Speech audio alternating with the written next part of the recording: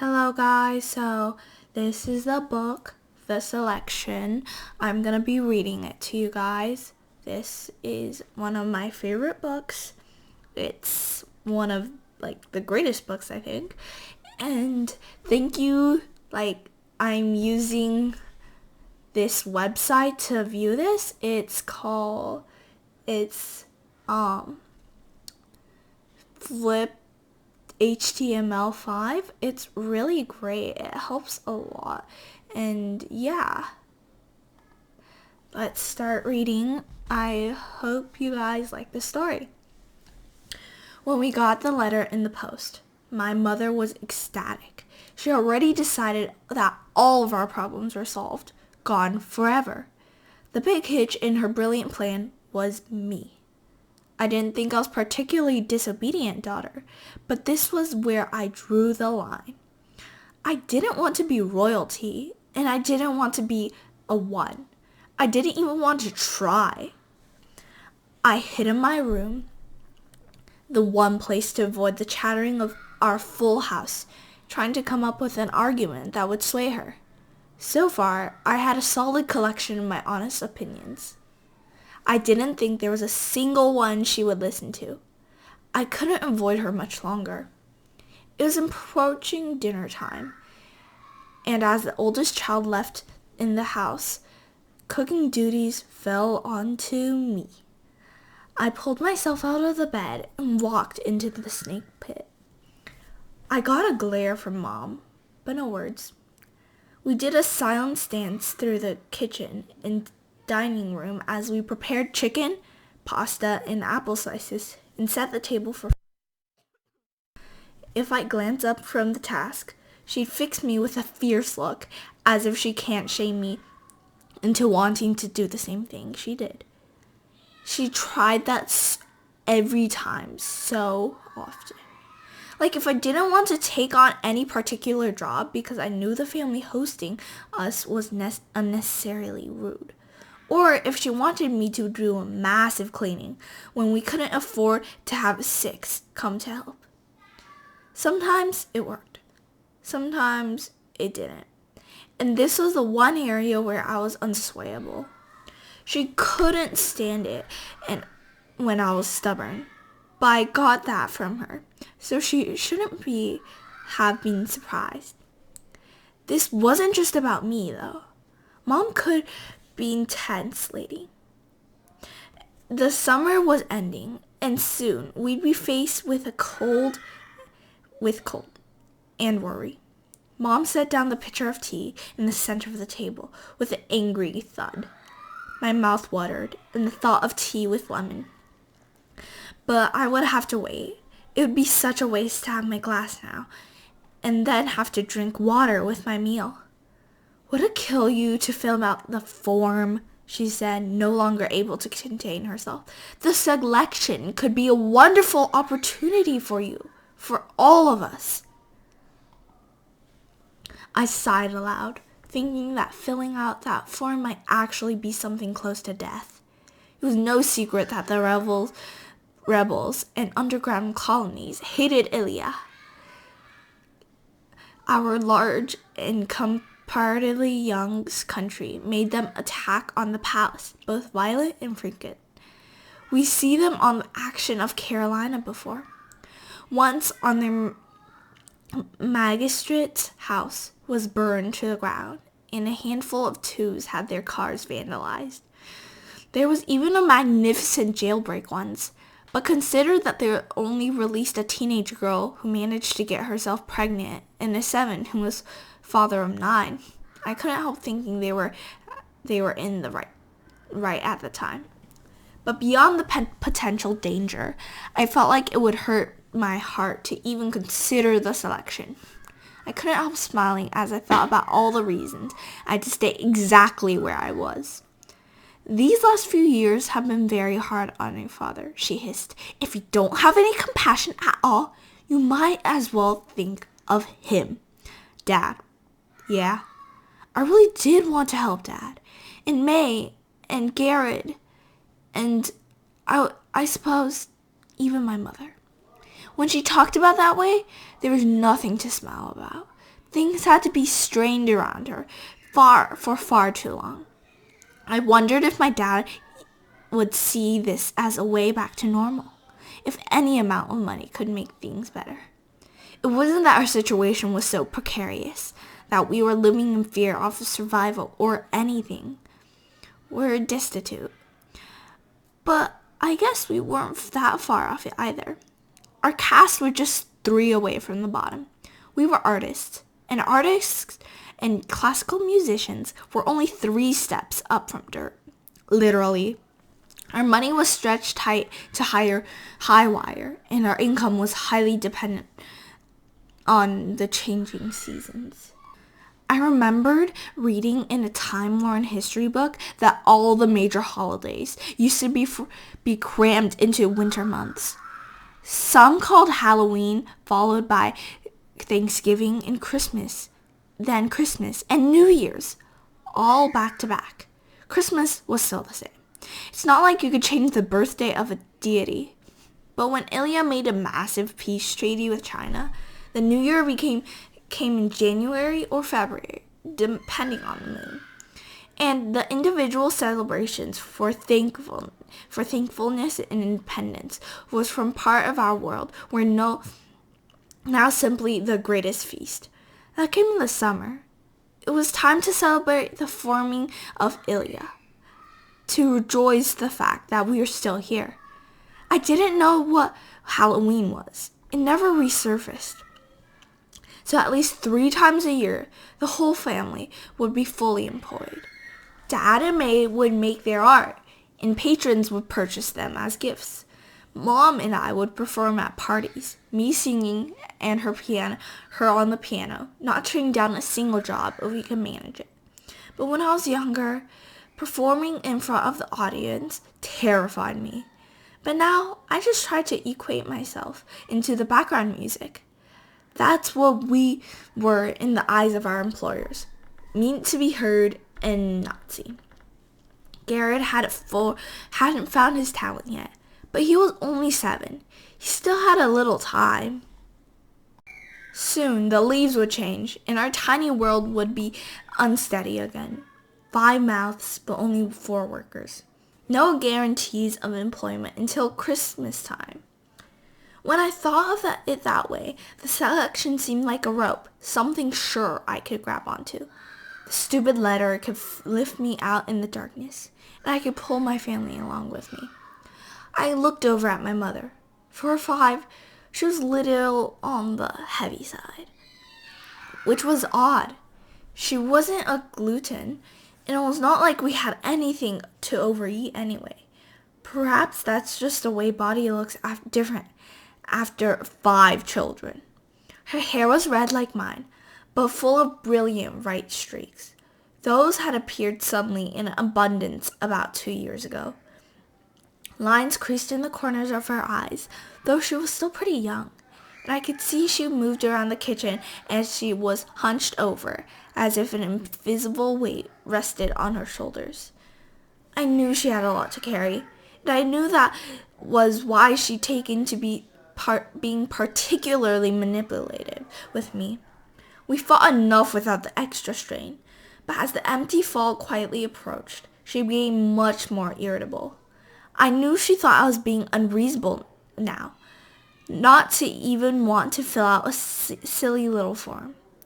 But there was a important thing, in this world that I loved. That piece of paper seemed like a brick wall keeping me away from what I wanted. Maybe I wanted was stupid.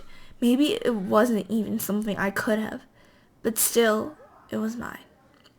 I didn't think I could sacrifice my dreams, no matter how much my family meant to me. Besides, I had to given them so much already. I was the oldest now, one left now. That Kenya was married and Koda was gone, and I did my best to contribute. We scheduled my homeschooling around my rehearsals, which took up most of the day since I was trying to master several instruments as well as singing. But the letter here, none of my work mattered anymore. In my mom's mind, I was already queen. If I was smart, I would have hidden the stupid notice before Dad, May, and Garrett came in. But I didn't know Mom had tucked it away in her clothes, and in mid-meal, she pulled it out. "To the house of Singer," she sang aloud. I tried to swipe it away, but she was too quick for me. They would find out sooner or later anyway. But if she did it like this, they'd be all on her side. "Mom, please," I pleaded. "I want to hear," May squealed. There was no surprise. My little sister looked just like me, only a 3-year delay. But when our looks were practically identical, our personalities were anything but. Unlike me, she was outgoing and hopeful, and currently very boy crazy. The whole thing would seem incredibly romantic to her. I felt myself blush. Dad listened intently, and May was practically bouncing with joy. Garrett, sweet little thing, he just kept eating. My mother cleared her throat and went on. "The recent census had confirmed that a single woman between the ages of 16 and 20 currently resides in your home. We would like to make you aware of upcoming opportunity to honor the great nation of Ilya." May squealed again and grabbed my wrist. "That's you!" "I know, you little monkey. Stop before you break my arm." But she just held my hand and bounced some more. "Our beloved Prince Maxon Scrieve," Mom continued, "is coming for the age of this month. As he ventures into a new part of his life, he hopes to move forward with a partner and marry a true daughter of Ilya. If your eligible daughter, sister, or charge is interested in possibly becoming the bride of Prince Maxon and the adored princess of Ilya, please fill out the enclosed form and return it to your local province services office. One woman from each province will be drawn at random to meet the prince. Participants will be housed in the lovely Ilya Palace in Angeles for a duration of their stay. The families of each participant will generously confiscated," she drew out the words for effect, "for their service to the royal family." I rolled my eyes as she went on. This was the way they did it with sons. Princesses born in the royal family were sold off into marriages in an attempt to solidify our young relations with other countries. I understood why it was done. We needed allies. But I didn't like it. I hadn't had it to see such a thing, and I hoped I never would. The royal family hadn't produced a princess in 3 generations. Princess, however, married a woman of the people to keep up the morale of our sometimes volatile nation. I think the selection was meant to draw us together and remind everyone that Ilya itself was born out of our next to nothing. The idea of being entered into a contest for the whole country to watch as their stuck-up little wimp picked out the most gorgeous and shallow one of the bunch to be the silent pretty face that stood behind him on TV. It was enough to make me scream. Could anything be more humiliating? Besides, I'd been to the homes of enough 2s and 3s to be sure I never wanted to live among them again, let alone be a 1. Except for the times when we were hungry, I was quite content to be a 5. Mom was a caste climber, not me. "And of course, you would love America. She's so beautiful," Mom swooned. "Please, Mom, if anything, I'm average." "You are not," May says, "because I look just like you and I'm pretty." Her smile was so wide I couldn't contain my laughter. And it was a good point, because May really was beautiful. It was more than her face, though, more than her winning smile and bright eyes. May radiated an energy and enthusiasm that made you want to be whenever she was. May was magnetic, and I honestly wasn't. Garrett, what do you think? Do you think I'm pretty? I asked. All eyes fell on the youngest member of our family. No, girls are gross. Garrett, please. Mom gave an exasperated sigh, but his heart wasn't in it. He was hard to get upset with. America, you must know you're a very lovely girl. Oh, if I'm so lovely, how come no one's ever come by to ask me out? Oh, they come by, but I shoo them away. My girls are too pretty to marry fives. Kenna got a 4, and I'm sure you can do even better. Mom took a sip of her tea. His name is James. Stop calling him a number. And since when did boys come by? I heard my voice getting higher and higher. A while, Dad said, became his first comment on all of this. His voice had a hint of sorrow in it, and he was staring sadly at his cup.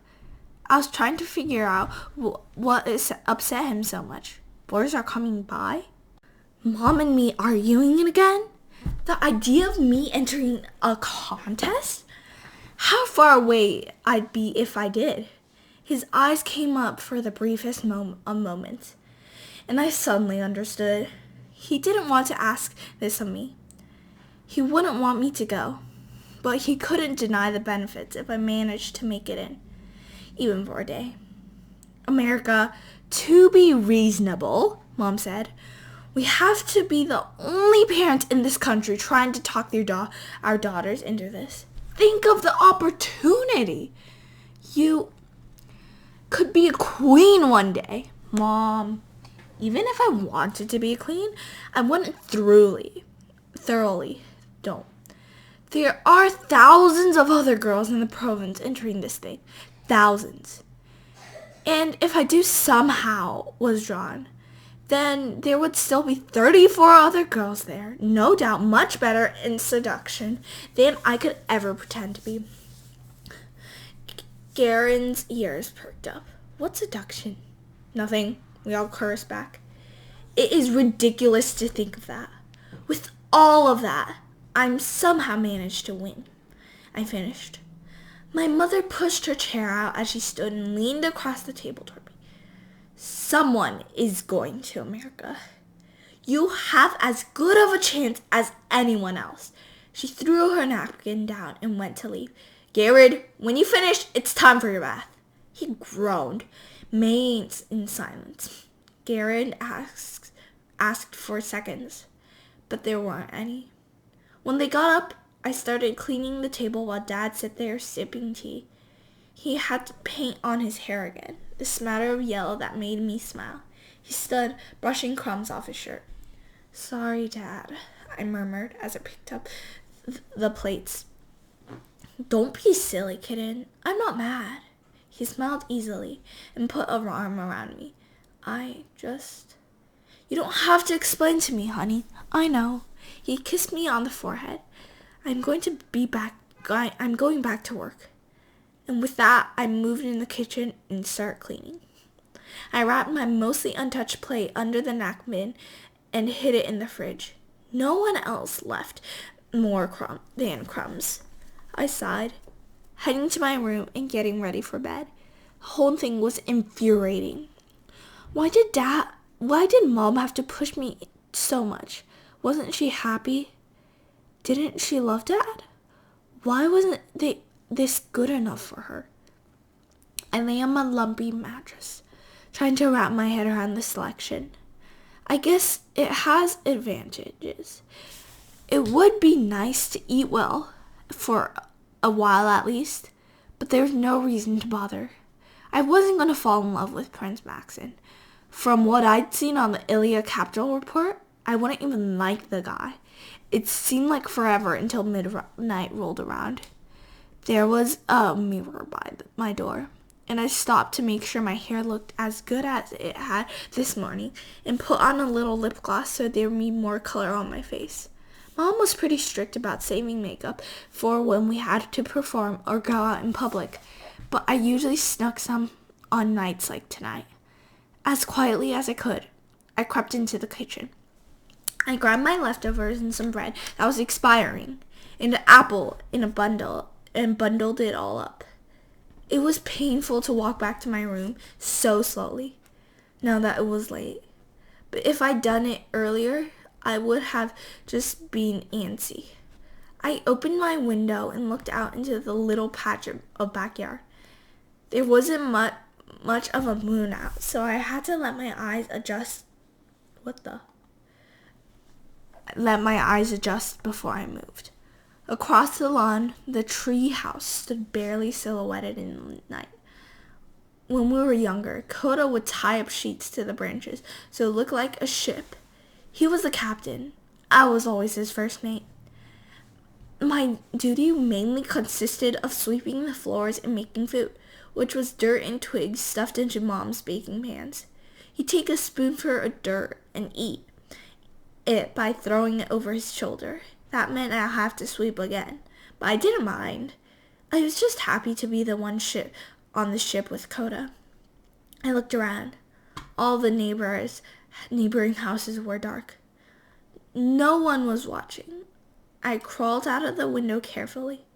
I used to get bruises across my stomach from doing it the wrong way, but now that was easy, a talent I mastered over the years, and I didn't want to mess up any of the food.